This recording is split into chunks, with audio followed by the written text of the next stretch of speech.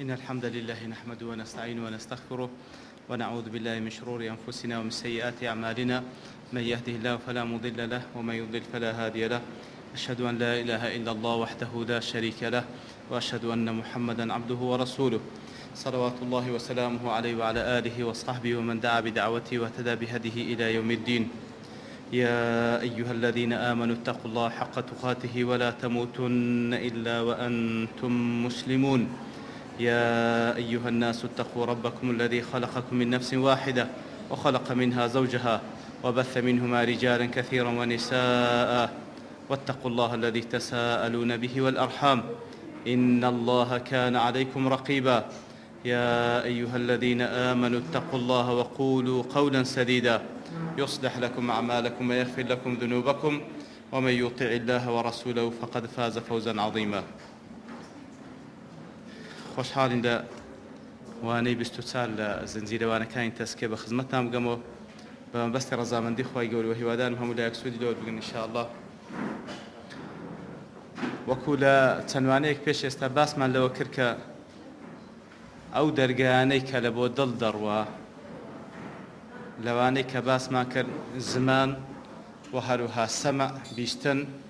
ئەوڕۆ بە ئیزنی خی گەورە دەرگای سێیەم باز دەکەین کە ئەویش پێیەکانمانە. بەڵێ ئەو پێیانەی کەوا پێی دەڕۆین ئەویش بە هەمان شێوە دەرگایەکە لە بۆ دەرگاکانی دڵ و هەروەها هەر لەو ڕێگایەوە بابنی وەکو ڕەنگدانەوەی ویست و ئیرادەکانی ناودڵ و دەروون ڕەنگ دەداتەوە.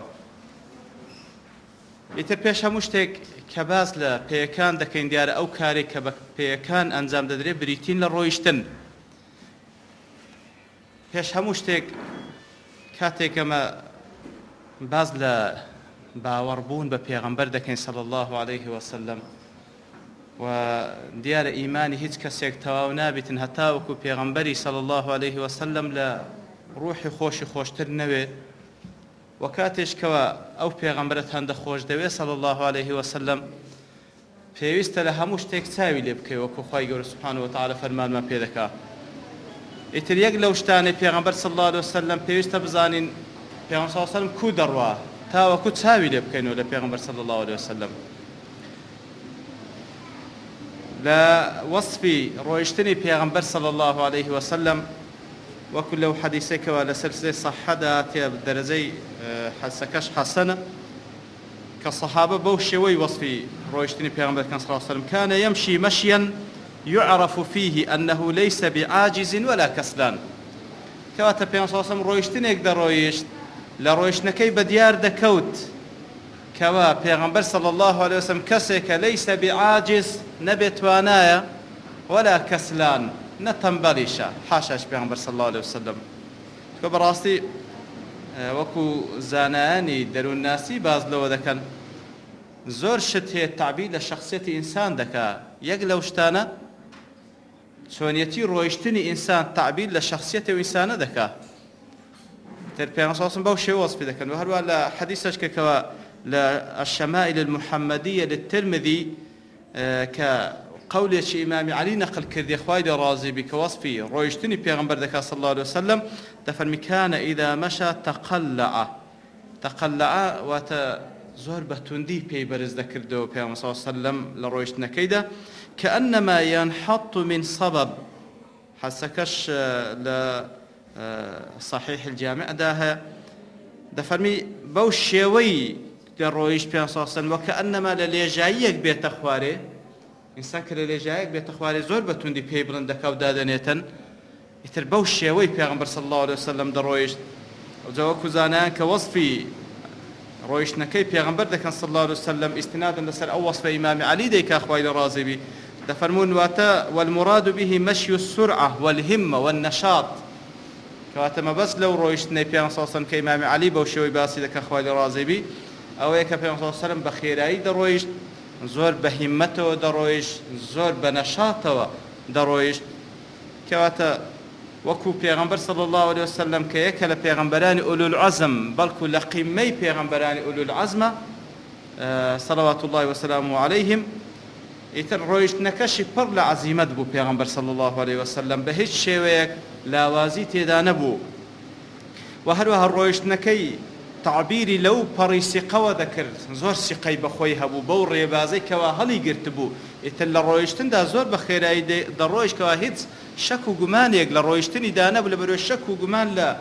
تەسەوور و شەک و گومان لە بیر و باوەڕ و لەو ڕێبازەی کەوا گرتی تێبەر نەبوو ئیتر لێ ڕۆیشتنیشی بە هیچ شێوەیەک شەک و گومانی تێدا نەبوو بەڵکو لەبەر ئەوەی هەندە مصیر بوو لەسەر ئەو مەبەستەی کەوا مەبەستی بوو بیگاتێکە بریتە لە ڕۆیشتن لە پێناوی بەدەستهێنانی ڕەزامەندی خوای گەورە لە ڕێگای تەبلیغکردن و ڕاگەیاندنی ئەو دینە پیرۆزە ئیتر وا بوو پێغەمبەر صلی الله علیه وسلم ڕۆیشتنەکەشی پڕ بوو لە عەزیمەت لۆ گەیشتن بەو هەدەف و مەبەستە پیرۆزەیەکەوە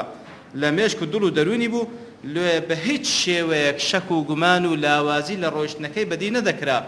بەڵکو یەک لە صیفاتەکانی ڕۆیشتنی پێغەمبەر صلی الله علیه وسلم ئەوە بوو کەوا ئاوڕیشی نەدەداوە ئاوڕی نەدەداوە وەکو کە وەصفی دەکرێت وەکو لە صحیح جامعدا هاتێ کانە ئیدا مەشە لەم یەلتەفت پێغەمبەر صلی الله علیه وسلم کە دەڕۆیش بە هیچ شێوەیەک ئاوڕی لە بۆ پشتەوە نەدەداوە لەبەرەوەی ئاوردانەوە لە بۆ پشتەوە تەئسیر لە ڕۆیشتن دەکا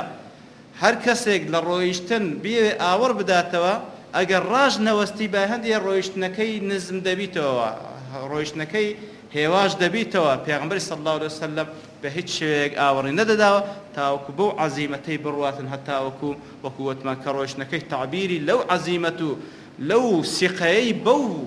بیر و باوەڕە کە هەڵی گرت بوو بە قەسدەوە دەڕۆیشت و دەیویست زوو بگاتە ئەو مەبەستەیەکەوە مەبەستیتی ئینجا وەکو زانایان کە باس دەکەن کاتێکەوە بەو شێوە لە سەرەتادا باسمان لە ڕۆیشتنی پێغەمبەر کرد صلی الله علیه وسلم دەبۆ هەندێکەوە ئێمەی شوێن کەوتوانی پێغەمبەر صلی الله علیه وسلم لە هەموو شتێک شوێن کەوتەی پێغەمبەر بین صلی الله علیه وسلم هەتا لە ڕۆیشتنەکەشی ئیتر ئەو پێیانەمان کە وەکو ناز و نعمەتێکەوە خوای گەورە پێی بەخشینە کە وەکو وتمان پێیەکانیشمان تعبیر لە شەخسیەت و لە دڵ و دەروونمان دەکا و ڕێگایە چیشەکەوە عینی لەو ڕێگایە و لەو سەنگەرەوە شەیتان لەوانەیە زەفەرمان پێ بە و تەئسیر ناو دڵ و دەروونمان بکە ئیتر ئەو پێیانە وەکو زانایان دەفەرمون وەکو مەرکەبێکە دەتوانی بەو پێیانە بەرەو خەیر و چاکە بڕۆی و دەشتوانی بەرەو خراپەکاری بڕۆی وەالعیاذ بالله ئەو پێیانەمان وەکو سەفینە و کەشتیەکە لەو زەریای ژیانەدا کەوا پڕە لە شەپۆڵی بەریەکەوتوو کاتێکەوە هەر یەکەمان سواری ئەو سەفینە و ئەو کەشتیە دەبین ئەوە لە ئەنجامدا دەگەڕێینەوە بە بارێک دەگەڕێینەوە تر ئەو بارەمان وەکو زانایان دەفەرمون یان بەضایع الصالحینە کە بریتە لە عەمەلی صالح و کردەوەی چاکی پێ ئەنجام دەین و دەگەڕێینەوە یانەوەتە ئەو سلع البەطالین یانەوەتە شتێکمان پێیەکەوە کە سلعە و کالای کەسێکە کەوا بەطال بی واتە بێ مەبەست بژیێ بێ هیوا و ئاوات بژیێ ئی کەسێکە کەوا هیچ مەنهەجێک لە ژیانیدا نەبیتن بریتە لە ئەو پێیانەی پێی دەڕواتاوەکو بچی کاتی پێ بکوژیتن وەکو لە ناوەمە مەشهورە ئیتر پێویستە بزانین ئەو کەسێکەوە بەو پێیانە دەچی بەرەو جێگایەکەوە تاوەکو حرامێک پێ ئەنجام بداتن وەکو وەیە کەسێک کە دەیەوێت تیجارەتێک بکاتن بەڵام پێش ئەوەی کەوا تیجارەتەکە دەست پێ بکە چاک دەزانی ئەو تیجارەتەی کە خەریکە لە بۆی دەڕوا ئەو تیجارەتە زەرەرەکەی مسۆگەرە ئیتر کەسێک ئەو نەوع تیجارەتە دەکاتن یانەوەتە ئەسڵەن کەسێکی نەشارەزایە لە تیجارەت کەسێکە بە هیچ شێوێک علمی بە تیجارەتەوە نییە یانەوەتە وەکو کەسێکەکەوە وەکو شتێکی زۆر لە زێر کەمیەکی زۆریان لە زێر لە پێشی دانابیتن داوایان لێکردبی بە چ شێوەیەک بە هەر شێوەیەک هەوڵ بدە خۆت لەو زێرە نەجات بدە ئیتر بەڕاستی ئەوە ئیش و کاری ئینسانی مسلمان نییە باش ئەو پێیانەمان پێویستە لەو جێگایانە سەرفکەین و بەو شێوەی سەرفکەین کە وەکو دەبیتە مای ڕەزامەندی خوای گەورە سوبحانەهو وتەعالا دەبیتە مای ئیسلاحکردنی دڵ و دەروونمان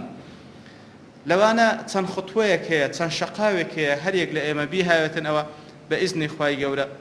بە تیجارەتێکی زۆر پڕ لە قازانز دەگەڕێتەوە لەوانە وەکو لەو حەدیثێکەوە لە معجەمی صەغیر تەبەرانی هاتێ و حەدیثەکە صەحیحە پێغەمبەر صلی الله علیه و سلم دەفەرمێ ومن مشى مع أخيه في حاجة هەر کەسێک لەگەڵ یەک لە برایەکانی ڕۆیشت بە پێیەکانی لەگەڵ یەک لە برایەکانی ڕۆیشت لەبەرچی حتى يثبتها له لە حاجەتی برایەکی ڕۆیشت تاوەکو کاری یاخود ئیش و کاری برایەکی جێگیر بکە و لە بۆی چاک بکە لە بەرامبەردا دەفەرمی ثبت الله قدمه يوم تزول الأقدام هەر کەسێک ڕۆیش لە پێناوی ئەوەی کاروباری برایەکی خۆی چاک بکە ئەوە لە بەرامبەردا خوای گەورە سوبحانەهو وتعالە پێکانی وی جێگیر دەکا و قایم دەکاتن تاوەکو بە ئاسانی لەسەر پردی سیڕات بپەڕیتەوە لەو ڕۆژێکەوە تەزول الأقدام پێی کەسانێکی زۆر هەڵدەخلیسێ لەو ڕۆژە خوا پەنامە بدە ئیتر وەکو زانایان دەفەرمون هەر کەسێکیش کاتێکەوە برایەکی داوای لێ دەکا یارمەتی بداتن لە کارێکی خێر کە خوای گەورە فەرموویت وتعاونوا على البر والتقوى بەڵام ئەو نەچی یارمەتی بداتن بە هەر عوزرێک بیتن دەفەرمی لە ئەنجامدا من امتنع أن يمشي مع أخيه خطوات في حاجته هەر کەسێک امتناع بکە لەوەی کەوا بڕوە چەند شەقاوێک بهاوێت تاوەکو کاروباری برایەک لە برایەکانی خۆی جێبەجێ بکە أمشاه الله تعالى أكثر منها في غير طاعته وكل إغاثة اللهفان هاتيا لعقوبي أو كوان نتسو يارمتي أو برايب داو تسان شقاوة نهاوش لأنزام دا خواي قورا وايلي ذكا أو كسبتي تسندين شقاوي زياتر بهاوي بلام نقلبو إيشي خير لبو أو كوا في غير طاعته لكاري تشواصر في ذكا كوا طاعتي خواي قوري تداني بلكو معاصي تدا والعياذ بالله و شقاوێکی دیکەشکەوە بەڕاستی شقاوی پیرۆزە ئەوش ئەوەیە بچی سەردانی نەخۆش بکەی لە پێناوی خوای گەورە سوبحانه وتعالى وەکو لەو حەدیثێکەوە لە مسند ئیمامی ئەحمەد هاتیە ئیمامی عەلی خوای لێ ڕازی بی دەفەرمی پێغەمبەر صلی الله عليه وسلم فەرموویتی إذا عاد الرجل أخاه المسلم هەر کەسێک بچی سەردانی برایەکی مسلمانی خۆی بکە کەوا نەخۆشە مشى في خرافة الجنة ئەوە هەتا دەگاتێ وكأنما أول نو باغكاني بهشتيا في خرافة الجنة وتبربومي داركاني بهشت لي ذكاتوا بربومي داركاني بهشت لي ذكاتوا كات أو بردوام لأزر باداش ده فإذا جلس كاتك دقات لاي نخوشك ودادنشي للاي بس طبعا أقدار يعني همو أو شقاواني كباسي ذكين فيوستنية اللبو خواي سبحانه وتعالى أو أزر باداشتي بدز ديني كاتك ودادنشي فإذا جلس غمرته الرحمة کاتێکەوە دادەنیشیتن ئەوجا ڕەحمەتی خوای گەورە دای دەپۆشی فإن كان غدوة ئەگەر بەیانی بوو کاتێکەوە چوو سەردانی ئەو برای کرد صلى عليه 70 ألف ملك حتى يمسي بەیانی بوو چوو سەردانی ئەو برا نەخۆشەی کرد ئەوە هەتا ئێوارێ 7,000 مەلائکەت دوعای لۆ دەکەن لەبەرەوەی سەڵا بە معنای دوعاکردن دێت دوعای لۆ دەکەن 7,000 مەلائکەت دوعا لە بۆ کەسەی دەکەن وإن كان مساء ئەگەر دانی ئێوارە بوو چوو سەردانی ئەو نەخۆشەی کرد صلى عليه 70 ألف ملك حتى يصبح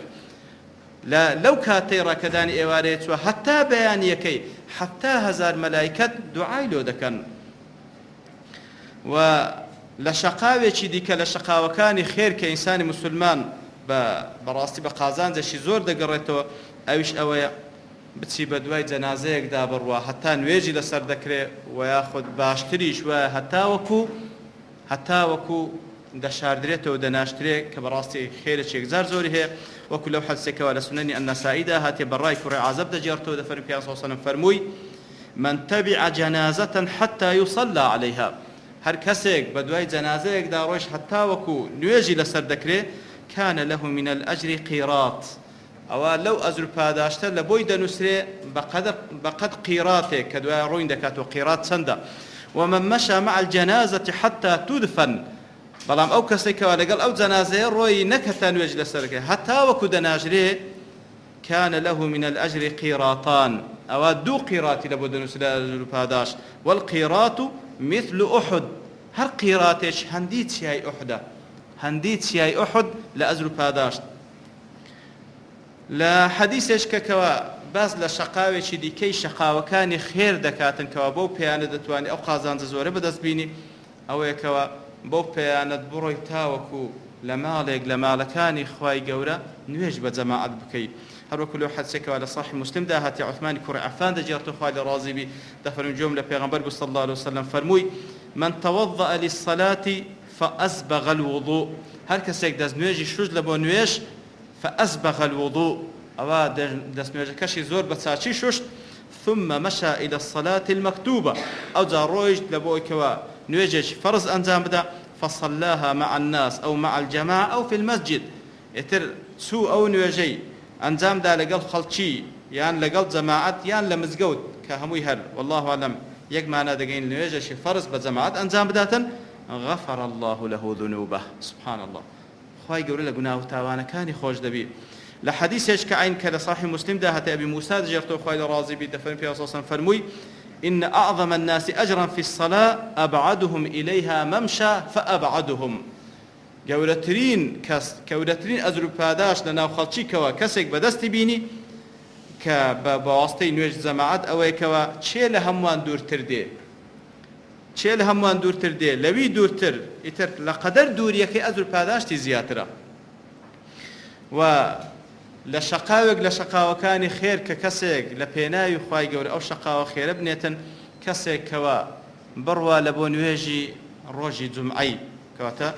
نوێژی جمعە بە ئەنجام دات ئەویش بە تایبەتی باسی کردە پێ لە حەدیثێکدا کە لە سونەن ئەبی داود هاتیە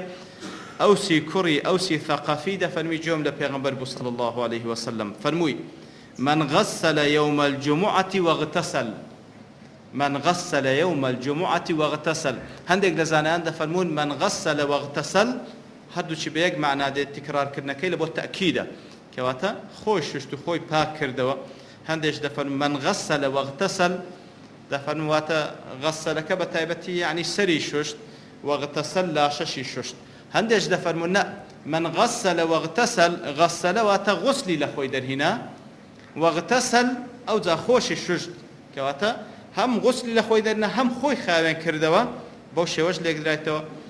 ثم بكر وابتكر بكر وابتكر بكر واتە هەوڵ بدا زوو بستە مزگەفتێ وابتكر واتا هول بدا لبدايات خطبكي لوي آمادبي ومشى ولم يركب وهروها أو كسب بيكان رويشت بسواري نرويشت ودنا من الإمام لإمام نزيق بوا طبعا هرچند زوب روي زياتر لبيشوا دادنشيو لإمام نزيق دبيو فاستمع ولم يلغو فاستمع تاق جوي لراقل لإمامكي ولم يلغو واتا خوي خريق نكر بهيج شتيك بلكو بتواوتي جوي خوي راقر لوي كوا ما مستا لو خطبي باسي صدكاتا وياخذ هندق لزان دفن ولم يلغو وكو امام نووي دفن ميتن واتا هيج قصي نكر لبن قصة كرنك لغو كان له بكل خطوة عمل سنة أجر صيامها وقيامها سبحان الله هر خطويك لو كاتي كلمة درتوا هر شقاوێکی هاوێشتیە بەو شێوەی کەوا پێغەمبەر صلی الله علیه و سلم وەصفی کرد ئەو صفاتان لێ هاتەجێ لەگەڵ هەر شقاوێکی پێغەمبەر صلی الله علیه و سلم دەفەرمی ئەجری یەک ساڵی لۆ دەنووسرێ کە ئەو ساڵەی معدل بە ڕۆژی بووە معدل شەو نوێژی کردیە کەواتە بەڕاستی تیجارەتێکی یەکجار زۆرە ئیتر وەکو گوتمان دیسان شتێکی دەکەون یعنی ئەو شەقاوانە دەبی بە نیەتەوە نیەتت ئیخلاص بێ لە بۆ خوای گەورە سوبحانه وتعالى و دووەم وەکو لە حەدیثەکان کە هاتیە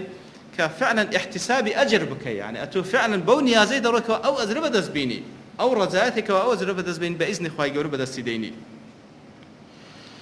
لا حديثة شي ديك كباز لشقاوي شي ديك دكا لشقاوة كان خير كوا براستي بقازان زي شي زوري بندتا ودبي بتشي سرداني برايا كدبكي سرداني خشكا كدبكي لإسلام دا بابن لبو خواهي قول خوش الدبي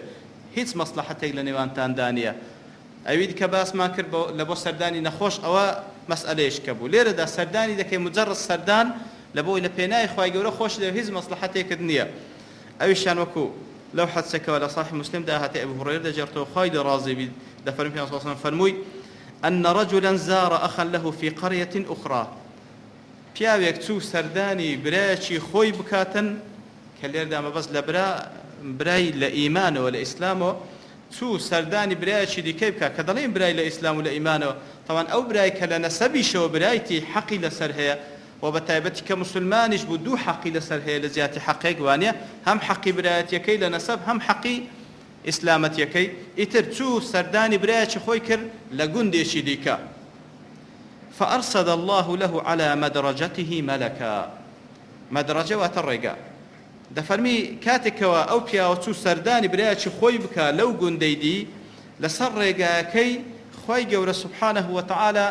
مەلایکەتێکی دانا چاوەڕوانی ئەو نەفەرەی دەکرد بیگاتێ و پرسیاری لێ بکات دیارە لەسەر شێوەی پیاوێک بۆ الله عنه مەلایکەتە فلما أتى عليه كاتك أو بياو بلاي أو ملائكة إذا تيباري كنازاني طبعا ملائكة قال أين تريد ملائكة قال إذا بزاتو تشي ودتي قال أريد أخا لي في هذه القرية والله دسم سرداني أو بريام دكم لو قندي قال هل لك عليه من نعمة تربها أي كذا تشي وندري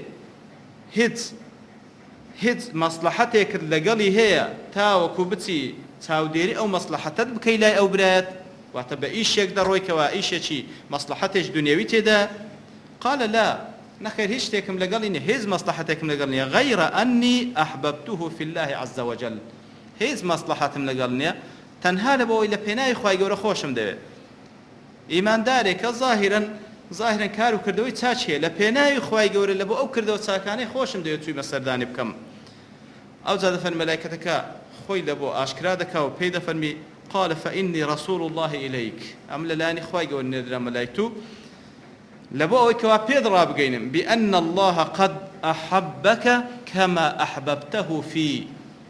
تنها تاوكو بيدرا بقينم خواي قول خوشي وستي هر وكو أود لبيناي خواي خوش وستيا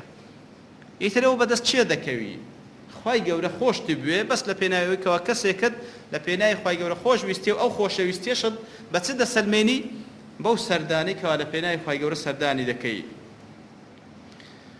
و یەک لەو شەقاوانەی دیکە کە حەقەتەن شەقاوێکی پڕ لە قازانجە لە میزانی حەسەناتی هەر کەسێکی ئیماندار ئەوەیە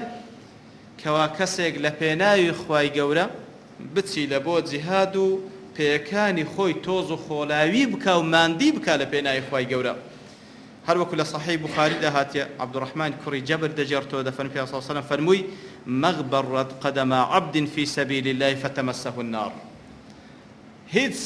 هیچ دووپێی هیچ بەندەیەک لە پێناوی خوای گەورە تۆز و خۆڵاوی نابی ئەو پێیانەش بە ئاگری جەهەنەم بسووتێ نییە ئاگری جەهەنەم ناگاتە ئەو پێیانە کە لە پێناوی خوای گەورە تۆز و خۆڵاوی بووە و وەکو پێغەمبەری صلی الله عليه وسلم دەفەرمی کاتێکە لە سلسلەی سەحەدا هاتیە عەبدوڵای کوڕی مەسعود دەجێڕت و دەفەرمی لە غەزوەی بەدر کاتێکەوە دەردەچووین لە بۆ غەزوەی بەدر دەفەرمی هەر سێ نەفەر لە ئێمە یەک حوشتریان پێ بوو ئیتر بە نۆبەت سوار پشتی ئەو حوشترە دەبوون دەفەرمی پێغەمبەری صلی الله عليه وسلم ئەویش وەکو ئێمە دوو ڕەفیقی هەبوو لەو حوشترێکەوە پێیان بوو یعنی ئەویش بەتەنیا وەکو قائیدێک خۆ حەقی خۆی بوو ئەو بەتەنیابی بەڵام دەفەرمی ئەویش بە هەمان شێوە دوو ڕەفیقی لەگەڵ بوون لە سەحابەکان کەوا پێکەوە بە هەرسێکان یەک حوشتریان پێ بوو ئەوانەی کە لەگەڵی بوون ئیمامی عەلی خوای لە ڕازبی لەگەڵ ئەبوو لوبابە خوای لە ڕازبی دەفەرمی تامان بە نۆبەت بوو کاتێکەوە نۆبەتی پێغەمبەر دەها صلی الله عليه وسلم کە نۆبەتەکەی تەواو دەبوو دەیویست دابەزی ئیمامی عەلی لەگەڵ ئەبوو لوبابە خوای لە ڕازبی گویا ڕەسوول الله ئەتوو دا ئەمە بەزە ئەمە بە نۆبەتی توش دەڕۆین ئەتوو هەر لەسەر پشت حوشترەکە بە پیان صاصم چی دەفەرموو دەیفەرموو نا ما أنتما بأقوى على المشي مني والله نقول من بقوتر نين للرويشتن وهروها وما أنا بأغنى عن الأجر منكما وأمنيش لنقول دولة من ترنيم بوي كوابي يشتن بأجر نبي تماشاك رسول الله صلى الله عليه وسلم كواتا أو شقاوانا لدست خوم نادم ببي خوم دروم ئەمن لەنگۆ بێمنەت تر نیم لەوەی کەوا منەتم بە ئەجر پاداشنم ئەمیش دەمێ بەدەستی بینم و ئەنگۆش لەم بەقووەتر نین لە ڕۆیشتن ئیتر بەو شێوە پێغەمبەر قبولی نەدەکرد ئەوان لە جیاتیوی بڕۆن و پێغەمبەر صلی الله علیه وسلم لەسەر پشتی حوشترەکە بی و هەروەها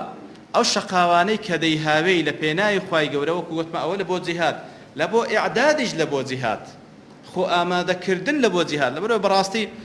وەکو مەبدەیەک لە مەبادیئی ئیسلام مەسەلەی جیهادە لە پێناوی خوای گەورە وانە ئیتر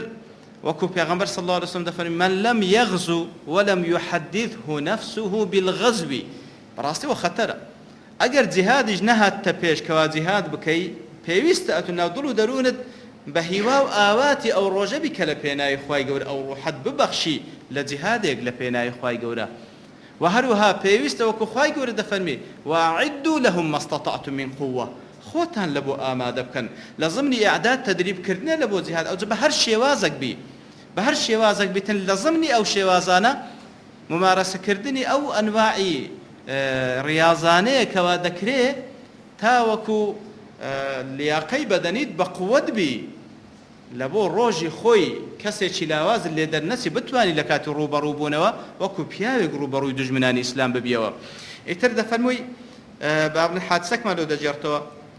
نورەدین مەحموود الزەنکی کەوا مەشهورە لە تاریخ ئیسلام یەکە لە قیادە هەرە دیارەکانی ناو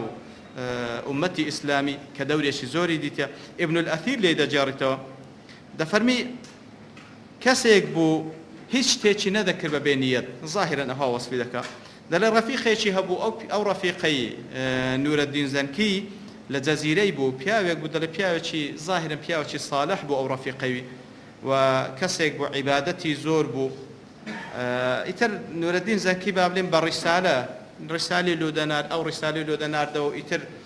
بە هەموو شێوەیەک وەسیەتی یەکتریان دەکرد وەکو صیفەتی دائیمی ئیمانداران وتەواصەو بالحەق وتەواصەو بالصەبر. ئیتر بەو شێوەیە دەفەرمید بەڵام جارێکیان ئەو برادەرەی نورەدین زەنکی پێی گەیشت کەوە نورەدین زەنکی ممارەسەی ئەوەی دەکاتن با بڵێن گەمەی قەدەم با بڵێن تۆپانێ دەکاتن بە تایبەتی لەسەر پشتی ئەسب دیارە ئەوەش نەوعە تۆپانەیەکە لەسەر پشتی ئەسپەکەی ئیتر بەو شێوەی تۆپانێ دەکاتن. دەڵێ ئەو برادەرەی ڕسالەیەکی لۆنار دەڵێ پێی گۆ ما كنت أظنك تلهو وتلعب وتعذب الخير لغير فائدة دينية. دەڵێ قەت تەوەقوعم نەدەکرد بە نورەدین زەنکی دەڵێ ئەتوو کەسێک بی خەریکی لەهو بی و خەریکی لەعب بی خەریکی لەهو بی واتە کات بەزایع بدەی خەریکی گەمان بی وقت تەوەقوعم نەدەکرێت و کەسێک بی ئەو ئەسپانەی کە لە ژێر دەستتن ماندیان بکەی لە غەیری پێناوی خوای گەورە سوبحانەهو وتەعالا کۆ تۆ ئیشەی دەکەی. دەڵێ ئەویش لە وەڵامدا پێی فەرموو والله ما يحملني على اللعب بالكرة اللهو والبطر والله ڕاست دەکەم من تۆپانێ دەکەم بەڵام والله تۆپانەیەکەم لە بۆ لەهو نییە لە بۆ کات کوشتن وەلەهەوە هەروەها لە بۆ بەتەریش نییە واتە وەکو بەتڕانیە کە ناز و نعمەتێکم لەبەردەستە و بمێ بەو شێوەی سەرفی بکەم بەڵکو ئینەما نحن في ثغر العدو قریب منا بەڵکو ئێمە طبعا کەسێک بوو یەکە لە قیادەکانی مسلمانان کەوا دەوری زۆر بووە دەڵێتن ئێمە لە سەنگەرداین لە بەرامبەر بە دوژمنان و لێمان نزیکن دوژمن وبينما نحن جلوس إذ يقع صوت فنركب في الطلب. دەڵێ ئێمە بەردەوام لە ئینزار داین هەر کاتێک دەنگێک دێ یەکسەر ئەمان سواری پشتی ئەسپەکانمان دەبین و دەردەچین لە دوای ئەو دەنگەدا واتە ئەوە ژیانی ئێمەدا بە بەردەوام لە ئینزار داینە. أو زادري ولا يمكننا أيضا ملازمة الجهاد ليلا ونهارا وشتاء وصيفا. بلام خو ناشكري إما بشو بروج بهايين وبزستان خريشي جهاد بين لقلب دجمنان من إذ لابد من راحة للجند لبروي بمانه ونما دبي إسراحتك بدينا جند يكاني خومان أو زي شو سبايك لقل ما دبي إسراحتك بدينا. ومتى تركنا الخيل على مرابطها صارت جماما لا قدرة لها على إدمان السير عند الطلب. دل اگر بيتو لو كاتانش كوا غزانا ما اما هر لي بال بدينوا اسبكانش من بو شوي رابقرين دل او اسبان فير التنبلي دبن ناتوان لكاتي تنغانا دا بو شوي برون كوا مقاومه بكن مديتي زور وهروها لك لا واگر اوهاج لي بقرين ناتوان كرو فرج بكن دبروي اسب طبيعته هذا بردوامي التمريني بيبكي لو دلتن فنحن نركبها ونروضها بهذا اللعب فيذهب جمامها. إتنما بو لعبي كديكين بو قدمي كديكين بس لبو أويكوا بخومان يعني جنديكان وهروها أو أسبانشمان تدريب التمرين يان بيبكين تا وكو سارد سوريان توجنيه وتفير تنبلين بن أجا وكل كوتايد فهذا والله الذي بعثني على اللعب بالكرة دلي والله أويكوا ملي دكاتن كامن كري قدم بكم يعني توباني بكم صار دا برسيارك دكين يعني نيات زور دو دبين براستي. نور الدين زنكي وكو بخوي دلتن لسنجر دا لقل دجمناني لو كاتاني لجهاد دا لجهاد دا لغير جهاد دا لتمرين دا سبحان الله تمرين كشي بو شويك وكو او وصفي دكاتن لا قمي قدم دكا بلام ايستا مسلمانان لبوت سقمي قدم دكن توباني لو سدكن تو ئەو خواچێ هەیە لە پێنای ئەوی کەوا ئەو لاشەیی بە قووەت بکات لە بۆ ئەوی ڕۆژێک لە ڕۆژان لە پێنای خوای گەورە جیهادی پێ بکات باش ئەگەر لە پێناوی خوای گەورەی تەنها لە بۆیکەوە ئەو حەدیثەی پێغەمبەر صلی الله علیه و سلم دەیەوێت لە خۆی بینتەجێ ولجسدك عليك حق لا شكشت حقي لسرت هەیە بابیکە بەڵام نەگاتە حەدی ئەوەیکەوە لە پێناوی بردنەوە و دۆڕاندن ببیتە مەبەستی چونکە ئەگەر کەسێک تەدریب بکاتن ئەوەی پێم هیم نییە لەگەڵ چێ ببات و لەگەڵ چێ بدۆڕێ مشکلە ئەوە نییە و نەک هەر ئەوەندەش بەڵکو ئێستا تو تەماشا ناکەی یعنی بوویتە مەسەلەیەک ئەوەی کە دەشکا قەیدی ناکە هێشتا ڕێژ تێدەستێ کاکەوە دەیەوێتن لاشەکەی نەمری و بەدەنی بە قووەت بی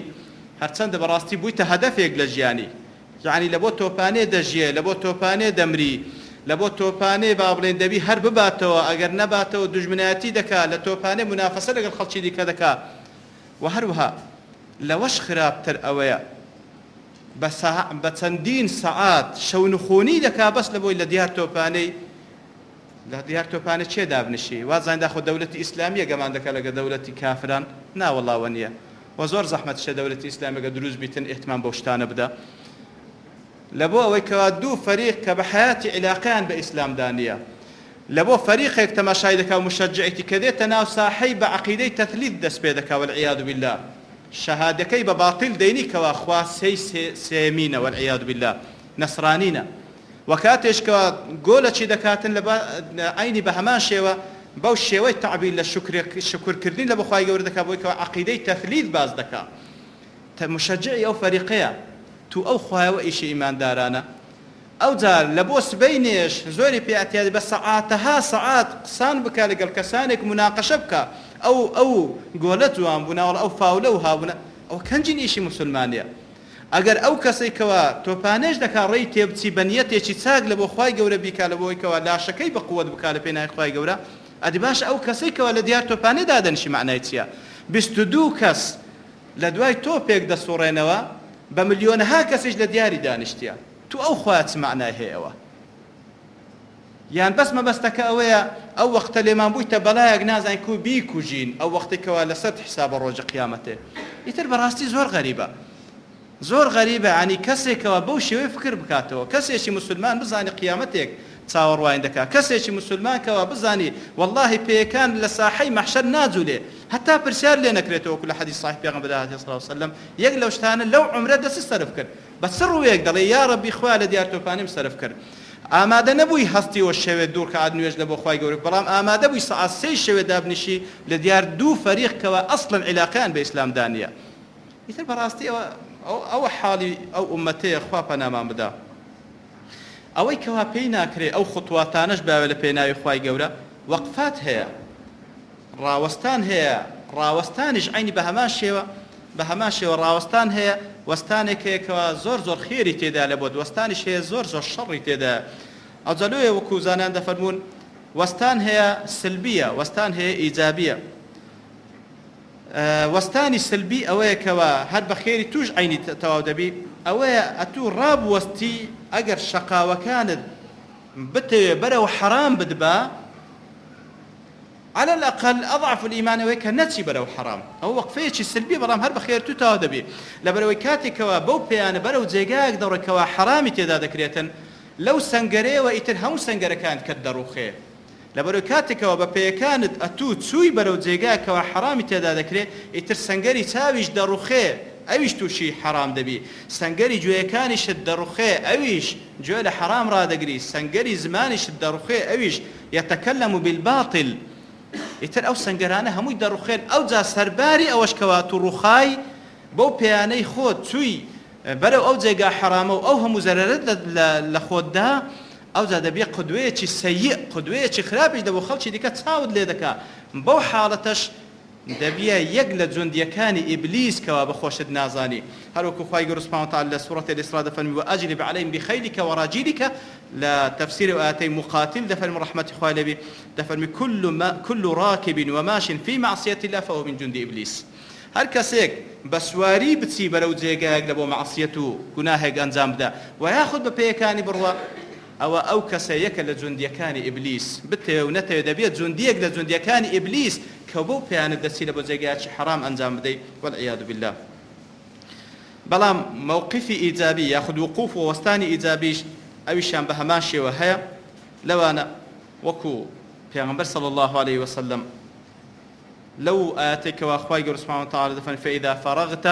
فانصب کاتێکەوە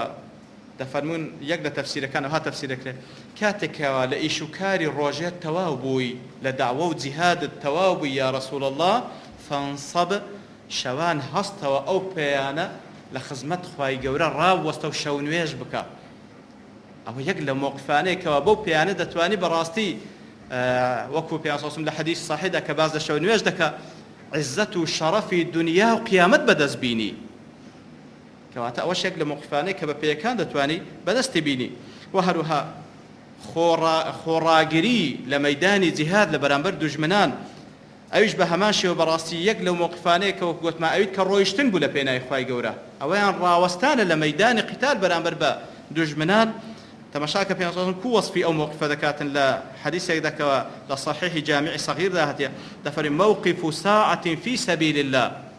ساعة لە زمانی عەرەبی بەو ساعاتەیمە ناگوترێ 16 دقە ساعة واتە کورتترین وەقت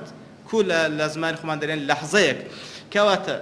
وەستانی لەحزەیەک لە پێناوی خوای گەورە لە پێناوی خوای گەورە بەرامبەر بە دوژمنان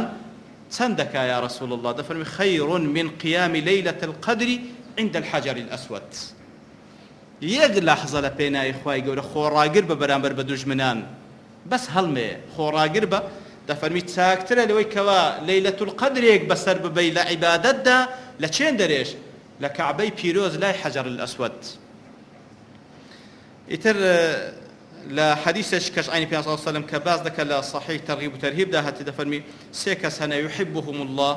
خوای گەورە خۆشیان دەوێت ويضحك إليهم ويستبشر بهم خوای گەورە وەکو ڕازیبوونێک پێیان پێ دەکەنی و خوای گەورە